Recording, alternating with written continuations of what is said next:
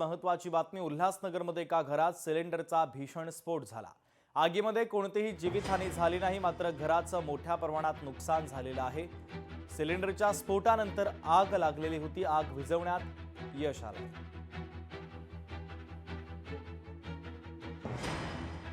माझी मुलगी माझ्या घरामध्ये होती. 15-20 मिनिटापूर्वी ती तिच्या घरी आली स्वयंपाक करण्यासाठी. तरी दरवाजा खोलल्याच्या नंतर आगीचा स्फोट दिसला तिला आणि ती ओरडत सुटली. तिच्या घरातल्या भरपूर काही नुकसानी झाल्या.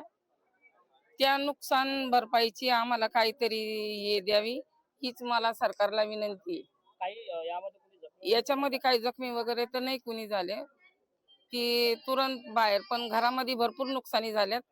त्याची भरपाई द्यावी हीच मी शासनाला हे करते, नम्र विनंती करते. बस. लोकशाही मराठी ऐका, पहा, जागरूक रहा.